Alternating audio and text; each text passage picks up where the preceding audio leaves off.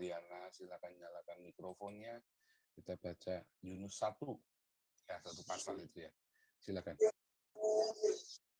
Baik, terima kasih Pastor. Selamat pagi buat Pastor Paul dan Bu Ana dan Bapak Ibu Saudara sekalian. Yunus 1 ayat 1 sampai 17 berbunyi demikian. Yunus mengingkari panggilan Tuhan. Datanglah firman Tuhan kepada Yunus bin Amitai, demikian.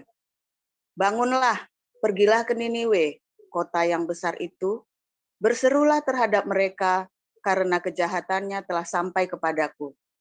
Tetapi Yunus bersiap untuk melarikan diri ke Tarsis, jauh dari hadapan Tuhan. Ia pergi ke Yafo dan mendapat di sana sebuah kapal yang akan berangkat ke Tarsis. Ia membayar biaya perjalanannya, lalu naik kapal itu untuk berlayar bersama-sama dengan mereka ke Tarsis, jauh dari hadapan Tuhan. Tetapi Tuhan menurunkan angin ribut ke laut, lalu terjadilah badai besar, sehingga kapal itu hampir-hampir terpukul hancur. Awak kapal menjadi takut, masing-masing berteriak-teriak kepada Allahnya, dan mereka membuang ke dalam laut segala muatan kapal itu untuk meringankannya. Tetapi Yunus telah turun ke dalam ruang kapal yang paling bawah dan berbaring di situ, lalu tertidur dengan nyenyak. Datanglah nakoda mendapatkannya sambil berkata, "Bagaimana mungkin engkau tidur begitu nyenyak? Bangunlah, berserulah kepada Allahmu. Barangkali Allah itu akan mengindahkan kita sehingga kita tidak binasa." Lalu berkatalah mereka satu sama lain, "Marilah kita buang undi supaya kita mengetahui karena siapa kita ditimpa oleh malapetaka ini." Mereka membuang undi dan Yunuslah yang kena undi. Berkatalah mereka kepadanya, "Beritahukan kepada kami karena siapa kita ditimpa oleh malapetaka ini. Apa pekerjaanmu dan dari mana engkau datang? Apa negerimu dan dari bangsa manakah engkau?" Sahutnya kepada mereka, "Aku seorang Ibrani. Aku takut akan Tuhan, Allah yang empunya langit, yang telah menjadikan lautan dan daratan." Orang-orang itu menjadi sangat takut, lalu berkata kepadanya, "Apa yang telah kau perbuat?" Sebab orang-orang itu mengetahui bahwa ia melarikan diri jauh dari hadapan Tuhan. Hal itu telah diberitahukannya kepada mereka. Bertanyalah mereka, "Akan kami apakan engkau supaya laut menjadi reda dan tidak menyerang kami lagi, sebab laut semakin bergelora?" Sahutnya kepada mereka, "Angkatlah aku, campakkanlah aku ke dalam laut, maka laut akan menjadi reda dan tidak menyerang kamu lagi. Sebab aku tahu bahwa karena akulah badai besar ini menyerang kamu." Lalu berdayunglah orang-orang itu dengan sekuat tenaga untuk membawa kapal itu kembali ke darat. Tetapi mereka tidak sanggup, sebab laut semakin bergelora menyerang mereka. Lalu berserulah mereka kepada Tuhan, katanya, "Ya Tuhan, janganlah kiranya Engkau biarkan kami binasa karena nyawa orang ini, dan janganlah Engkau tanggungkan kepada kami darah orang yang tidak bersalah. Sebab Engkau, Tuhan, telah berbuat seperti yang Kau kehendaki."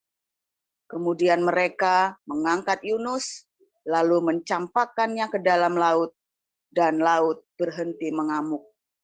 Orang-orang itu menjadi sangat takut kepada Tuhan, lalu mempersembahkan korban sembelihan bagi Tuhan, serta mengikrarkan nazar.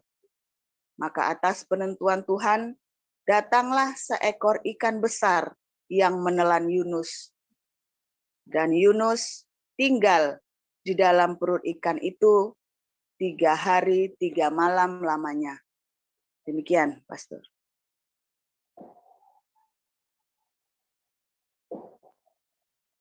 Termute, Pastor, suaranya. Ya, sorry. Luar biasa firman Tuhan ya. Kita akan membaca Matius 5 ayat 45. Matius 5 ayat 45.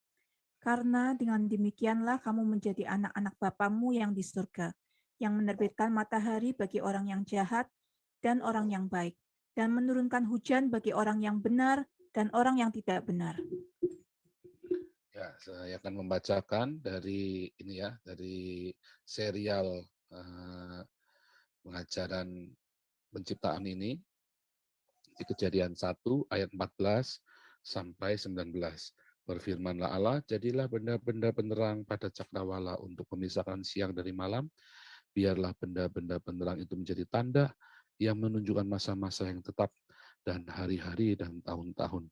Dan sebagai penerang pada cakrawala, biarlah benda-benda itu menerangi bumi. Dan jadilah demikian. Maka Allah menjadikan kedua benda penerang yang besar itu, yakni yang lebih besar untuk menguasai siang dan yang lebih kecil untuk menguasai malam.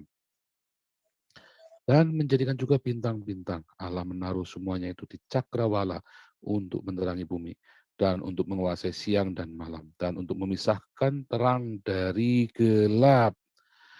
Allah melihat bahwa semuanya itu baik. Jadilah petang dan jadilah pagi. Itulah hari keempat.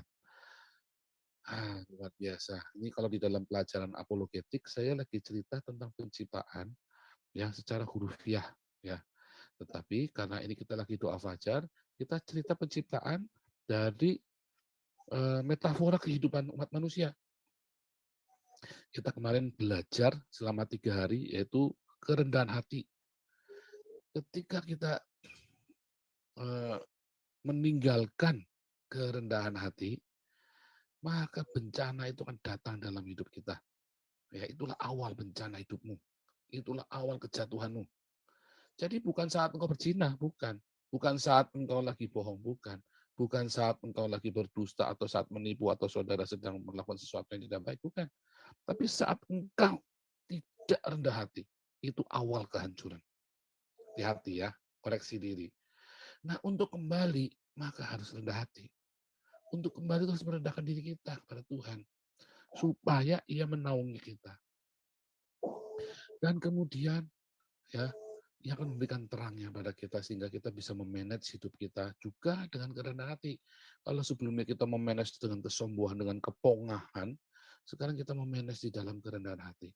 Dan kemudian ya, di dalam kerendahan hati itu kita menabur dan menuai kembali. Sehingga kita menuai apa yang kita tabur, semua kebaikan-kebaikan itu kita tuai. Dan ketika kita harus menuai hal-hal yang jahat pun, kita menuainya bersama dengan Tuhan Yesus. Ya, rendah hati, rendah hati, rendah hati. Dan hari ini kita belajar betapa Tuhan begitu memperhatikan kita. Ia tahu bahwa umat manusia tidak selamanya hidup benar. Dan ia ciptakan matahari. Ya, kalau Anda baca dalam Matius 5 ayat 45, ia menciptakan matahari bukan hanya bagi orang benar aja. Matahari itu juga bukan cuma buat Ibu Lisbeth dan Ibu Nerliana aja yang baik-baik. Tetapi bahkan matahari itu diciptakan buat si Habib Rizik. Ya, matahari juga diciptakan buat orang-orang yang ada di penjara itu. Matahari diciptakan buat musuh-musuhmu. Tuhan tidak menciptakan matahari eksklusif untuk orang Kristen saja. Ya, halal, dilabelin halal. Enggak. Tuhan tidak ciptakan matahari itu dengan label halal, enggak. Ya, dan bersyukur saya Tuhan tidak suka ngubur-ngubur label halal. Saya bersyukur. Lemari es pun di label halal, ya kan? Nanti saudara pergi kemana-mana semua ada halal. Saudara beli babi harus ada label halalnya nanti. Hati-hati loh. Beli pipang harus ada label halal sekarang loh. Pipang bawang itu harus pakai label halal. Untung matahari tidak dilabelin halal. Kalau matahari dilabelin halal, maka kasihan tetangga saya yang boleh menikmati matahari cuma orang-orang Kristen saja. Untung Tuhan baik ya. Dia ciptakan matahari bukan untuk orang baik saja, juga untuk orang berdosa. Karena ia tahu orang tidak mungkin. Kenapa sih Tuhan ciptakan matahari? Kan sudah ada terang. Nggak perlu kan? Kan ada terang Tuhan. Allah adalah terang. Mengapa harus ciptakan matahari? Karena ia tahu nanti manusia akan berdosa. Dan nggak semua orang bisa sanggup berdiri di depan terang Allah. Makanya dari jauh-jauh sudah dipikirkan ciptakan matahari. Ya, karena itu sebabnya Tuhan ciptakan matahari, kan Allah adalah terang. Tumbuh-tumbuhan bisa tumbuh tanpa matahari. Ya kan? Dan hewan membutuhkan tumbuh-tumbuhan. Tapi kenapa tetap harus menjauhkan? Karena tidak ada yang tahan di dalam terang Allah. Itu jawabannya. Maka Allah ciptakan matahari. Luar biasa ya. Nah, di dalam makna penciptaan matahari ini, ternyata itu ada cinta yang luar biasa dari Tuhan Yesus buat kita. Yesus berkata, ya, kasihilah musuhmu, ampunilah orang yang menganiaya kamu. Jika engkau hanya berbuat baik kepada sesamamu saja, pemungut cukai juga sama, nggak beda. Kalau kita hanya berbuat baik kepada orang yang berbuat baik kepadamu saja, ya mohon maaf, bandar narkoba juga sama. Ya, kalau engkau hanya berbuat baik kepada hanya orang-orang yang suka ngasih duit, ya, ya maaf, maaf kata, pertuamu juga sama. Sorry ya, ini diskriminasi terhadap mertua. Bukan, maksudnya siapa yang paling menyebalkan dalam hidupmu? Tuhan juga mengasihi dia loh. Siapa orang yang paling busuk di dalam hidupmu? Yang paling kalau ngelihat aja begitu dengar, jangankan ngelihat, begitu dengar dia ada suaranya dia aja pengen muntah deh pokoknya. Engkau harus berbuat baik sama dia. Ya, saudara tahu, ya saya bacakan ulang yang Matius 5 ayat 45. Karena dengan demikianlah kamu menjadi anak-anak Bapamu yang di sorga yang menerbitkan matahari bagi orang yang jahat. Itu kalau saya jadi LAI, jahatnya mau tak tambahin I yang panjang itu, jahat. Dan orang yang baik dan memberikan hujan bagi orang benar dan bagi orang yang tidak benar. Ya, ingat ya, kalau saudara lagi jengkel sama mertuamu, ya ingat matahari nggak ada label halalnya. Ya, ingat itu. Nah, sama ya kalau saudara kirimin di bawang, ya. Kalau saudara lagi jengkel sama musuh, kirimin di bawang, homba, ya kirimin homba. Jadi kalau kalian jengkel sama Habib Rizik jadi kirim homba, nanti dikira ngeledek nanti. Jangan. Ya. Anda lagi jengkel sama siapa, kirimin makanan, berkati dia. Ini off the record ya, off the record. Ya, saya kan dulu pernah cerita ya kan, atasan saya itu, apa buktinya nih, kamu kan bekas pendeta, ngomongnya bekas pendeta, saya masih pendeta, anak aja bekas pendeta. Apa buktinya? Kalau Tuhan itu, apa kamu sudah menimbun bara api di atas kepala musuhmu? Saya bilang sama dia langsung, buktinya Bapak kepalanya nggak ada rambutnya. Saya bilang begitu. Udah memang ini si bos itu satu memang menyebalkan sekali. Itu ya, itu ya. Salah satu yang membuat saya bertobat juga, ya ada satu orang sahabat saya ini, saya sakiti dia begitu rupa, saya begitu gajuk dia begitu rupa ya, karena tiba-tiba orang ini memusuhi saya loh, pikirannya saya, namanya orang lagi nggak waras kan. Padahal ini orang baik banget, saya kerjain dia habis-habisan, saya tantang dia habis-habisan, saya benar-benar. Tapi tahu nggak apa yang dia lakukan sama saya? Tiap hari bawain makanan buat kita, dia tahu kita nggak punya uang. Sampai saya malu sekali sama orang ini. Ini orang sudah saya sakiti, sudah saya hancurkan hidupnya. Tiap hari bawain makanan, kadang-kadang bawain itu ya, daging babi yang sancanya banyak itu. Nih istrimu suruh masak. Saya bilang, bro, buat beli kompor, buat beli gas saja nggak ada uangnya, mau masak gimana? Oh, belikan ke dia keluar. Diambil gas 3 kilo, ya mungkin dia balik, dia beli. Ini orang istimewa sekali. Ini orang istimewa sekali. Dan apa yang dia nubuatkan sama saya jadi semua ya. Yang baik-baik, dia tidak pernah ngutukin saya loh, orang ini loh. Aduh, saya kalau ingat orang ini, saya selalu bilang, aduh Tuhan Yesus, kenapa ada orang sebaik ini ya. Dan itu menginspirasi saya. Dia tidak pernah nubuatkan, dan hari ini yang saya lakukan itu hasil nubuatannya dia semua. Luar biasa nih orang ini ya. Oke. Saudara, ketika Yunus disuruh pergi ke Niniwe, saudara tahu nggak kenapa Yunus nggak mau pergi? Yunus itu bukan orang geblek loh, saudara. Dia waktu disuruh ke Niniwe, dia justru karena dia waras, dia nggak mau pergi ke Niniwe. Dia bilang apa? Niniwe kurang ajar. Niniwe ini orang Syria, ya. Ini sadis sekali kalau perang. Orang Niniwe ini Tuhan. Dan saya yakin keluarganya Yunus banyak yang jadi korban waktu zaman perang orang Syria dengan orang-orang Israel ini. Saya nggak mau pergi ke sana Tuhan. Apa? Biar masuk neraka saja. Mampus saya sekalian. Dalam 40 hari kalau Niniwe nggak bertobat nanti dikirim hujan api dari surga, misalnya begitu kan.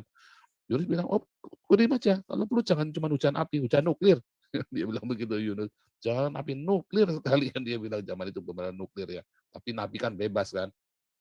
Nabi bebas kayak saya. Bebas ngomong apa aja boleh.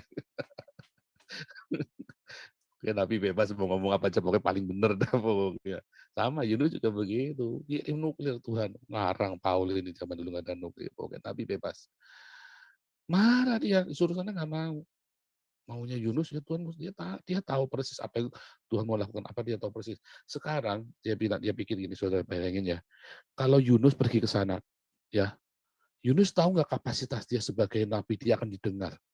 Oh tahu, dia tahu, ya makanya dia nggak mau pergi ke sana. Sebab begitu dia ngomong, orang Niniwe akan bertobat. Dan dia tidak mau orang Niniwe bertobat, dia mau orang Niniwe dicelain sekalian, mampus sekalian. Dia tidak mau beritakan Injil kepada orang Niniwe, nggak mau beritakan kabar baik kepada Niniwe.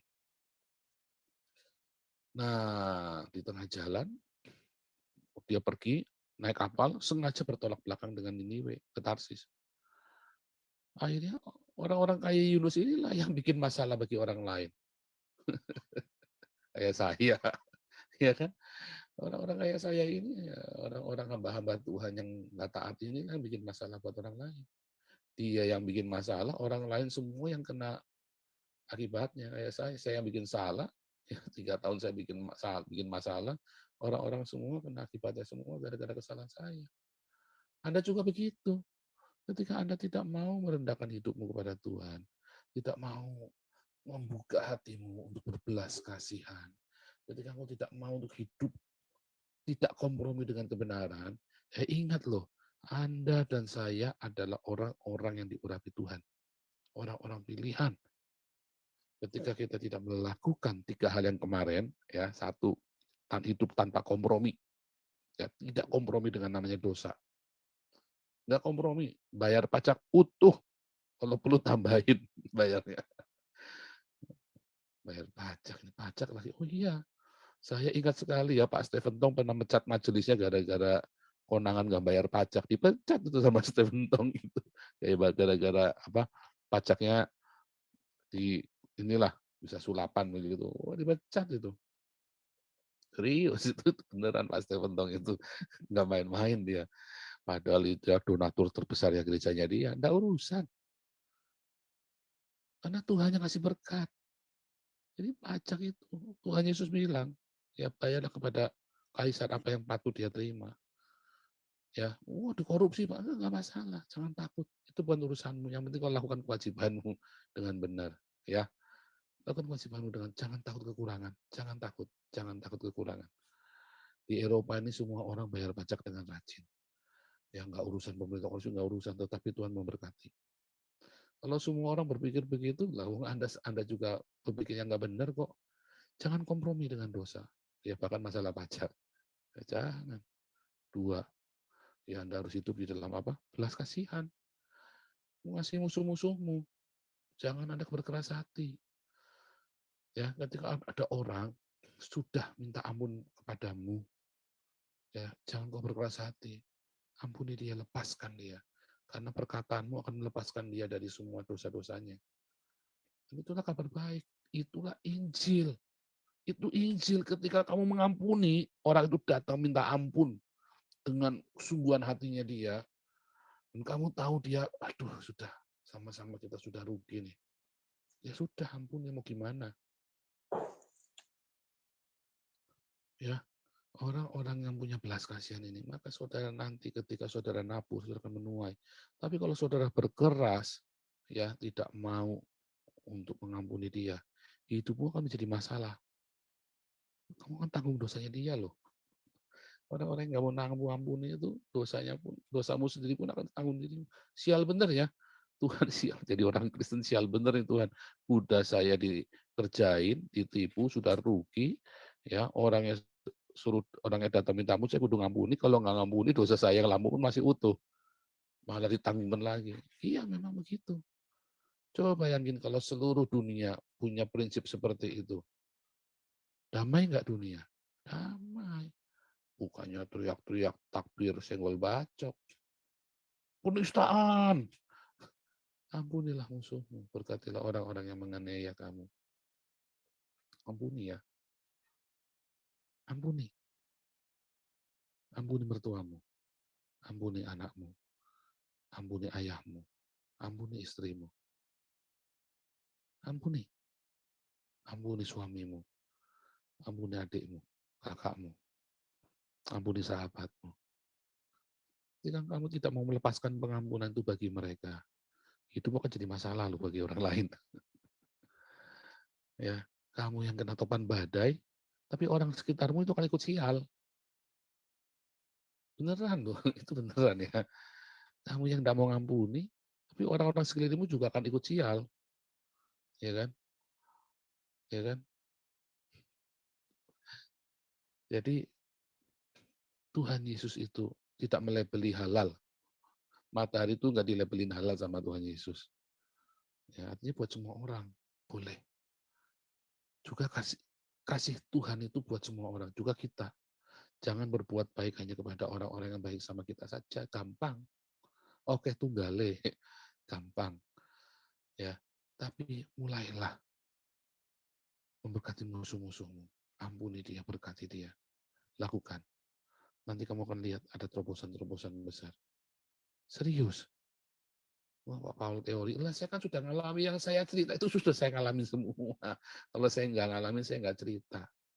Ya, karena saya juga nggak suka teori. Ya, saya lebih suka jeder. Kalau ada kehidupan itu ada kolornya, saya sudah tarik kolor kehidupan saya 7 kali sampai putus. Nah, sampai putus sehingga saya tahu seberapa elastis kolor saya itu. Kolor kehidupan saya itu. Sampai putus 7 kali saya tarik itu. Jawabannya memang firman Tuhan, ya dan amin. Jangan pernah kompromi untuk meninggalkan firman Tuhan. Hari ini mulai ya, tiap hari baca firman Tuhan, 5 pasal, 5 pasal. Mulai lakukan, jangan cuma hiduplah di dalam diakonia, maturia, dalam agape. Ya, nanti firman yang kamu baca itu jadi rema, dan rema itu akan jadi iman, dan iman itu akan memindahkan gunung. Ya, haleluya, kiranya rema dari Tuhan Yesus Kristus engkau penuh dengan pengampunan, dan hidupmu penuh dengan kabar baik bagi sesama. Sebentar, itu lagi. Ada orang yang senangnya hidupnya jadi kabar buruk ya. Contohnya siapa? Wartawan. Bad news it good news. Kurang asem ini wartawan ya, Pak. Sorry ya yang wartawan ya, sorry ya. Tapi kan memang bad news is good news kan. Ada orang kok senangnya ngasih kabar buruk. Nah, Anda jangan bagian dari itu. Ya, nah, wartawan yang baik juga banyak. Sorry ya, bukan. Itu kan memang ini kan, memang jualannya kan jualan bad news ya kan. Kalau bad news kan laku langsung kan. Nah, Anda jangan jualan bad news. Anda adalah pemberita kabar baik. Anda adalah evangelis. Anda adalah pembawa kabar baik. Ya, jangan bawa kabar buruk ya. Kalau Anda disuruh milih, pilihlah bawa kabar baik kalau bisa memilih. Ya, pilihlah kabar yang baik selalu. Ya. Haleluya. Tuhan Yesus sangat baik buat kita semua. Jadilah pembawa kabar baik bagi suamimu. Jadilah kabar baik bagi istrimu. Jangan malam-malam mau tidur, kamu itu mulutnya bau. Jangan, itu kabar buruk. Aduh, kasihan istrimu. Malam-malam mau tidur, kamu bilang sama suamimu, jangan ngorok tidurnya. Ya sengsara dia, coba bayangin. Kalau istri saya bilang jangan ngorok, ya saya nggak bisa tidur semalaman. Ya posisimu harus tengkurap, jangan ngorok. Ya gimana? Tidur itu enak bukan sih, muter. Oh harus tengkurap gimana sih? Jangan, jadilah pembawa kabar baik bagi sesamamu. Jangan bawa kabar buruk ya. Haleluya. Tuhan Yesus